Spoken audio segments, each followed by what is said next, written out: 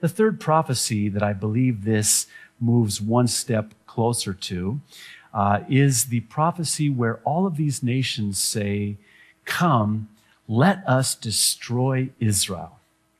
Let us wipe her off the map so she ceases to be a nation anymore."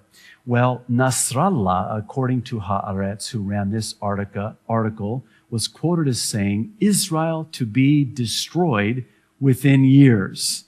Israel will be destroyed within a few years, Hezbollah leader Hassan Nasrallah told a rally in Beirut yesterday. Destroying Israel is an inevitable outcome, a historic law, a divine doctrine, Nasrallah said. When Israel won't have an army, it won't survive, and that's what I said about Mughniya's blood leading to the elimination of Israel. This is almost verbatim the prophecy in the Psalms. Psalm 83, verses 1 through 8. Let me read this psalm, this prophecy. It's a song, a psalm of Asaph. O God, do not keep silent. Be not quiet. O God, be not still. See how your enemies are astir, how your foes rear their heads. With cunning they conspire against your people. They plot against those you cherish.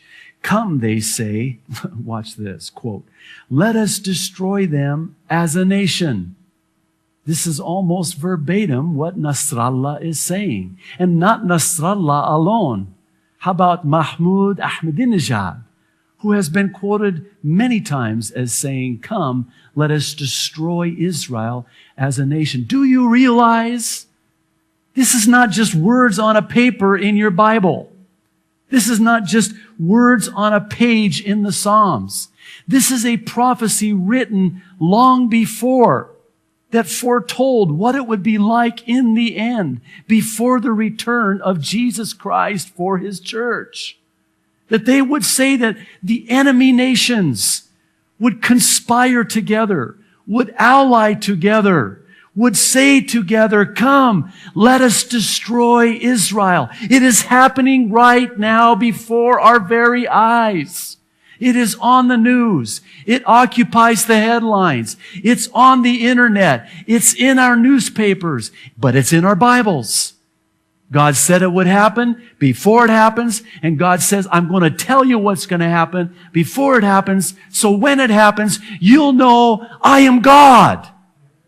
It's happening right now as we speak. The psalmist goes on to say, with one mind they plot together. They form an alliance against you. The tents of Edom and the Ishmaelites. This is the Arab people of Moab and the Hagrites, Gebal, Ammon, Amalek, Philistia, or the Palestinians with the people of Tyre. That's Lebanon, my birthplace.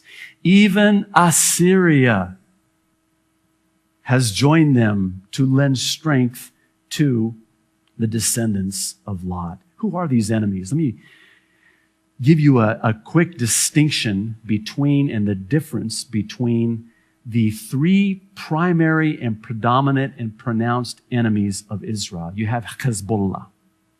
Hezbollah is primarily headquartered in Syria. Now, I used the illustration a while back that Iran is the arm. Syria is the hand. And Hezbollah are the fingers on the hand of Syria, which is the hand on the arm of Iran. They are one in the same. These Katyusha rockets that are being fired into Israel, they're Iranian. You know this war in Iraq?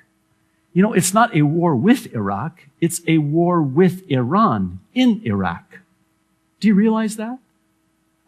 By the way, they're not going to tell you that. We're already at war with Iran. We don't have to go into Iran to have a war with Iran. We just have to go into Iraq to have a war with Iran. And that's what's happening. So Hezbollah is really the fingers on the hand of the arm of Iran vis-a-vis Syria. Then you have Hamas.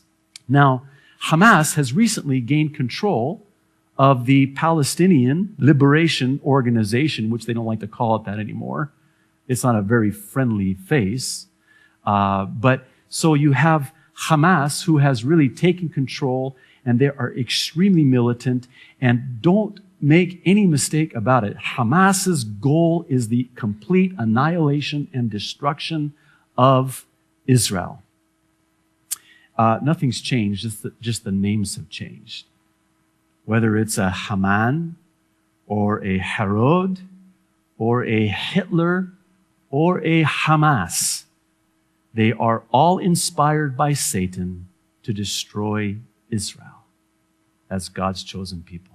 And then you have the third, Fatah. And right now there's a war between Fatah, who lost control of the Palestinian organization, against Hamas. And these are the quote-unquote Palestinian people, if you will.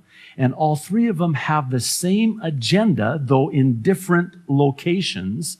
And their agenda is the destruction of Israel.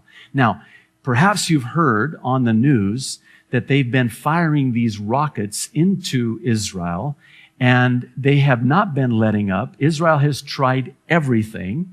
Nothing has worked. They even tried turning off in Gaza the electricity, which helped a little bit, but it did not stop the rockets from coming until yesterday.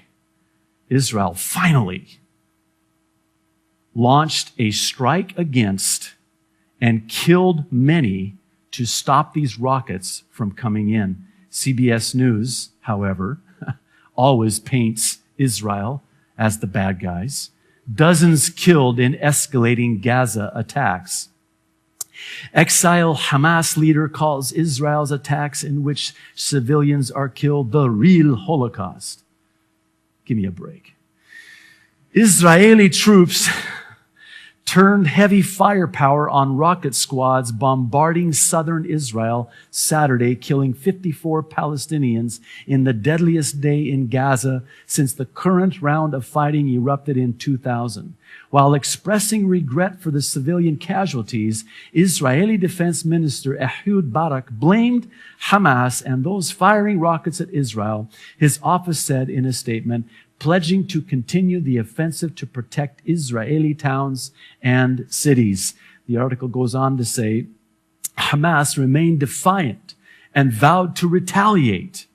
In Syria, exiled Hamas leader Khalid Mash'al described Israeli attacks against civilians in Gaza as the real Holocaust. If, speaking of Israeli officials, decided stupidly to invade Gaza, we will fight them with God's help. And by the way, they're not talking about our God. Mash'al told reporters from his base in Damascus, we will fight them like lions. Now, of course, Israel is being condemned for defending herself. This would be like them striking Pearl Harbor and us not doing anything about it.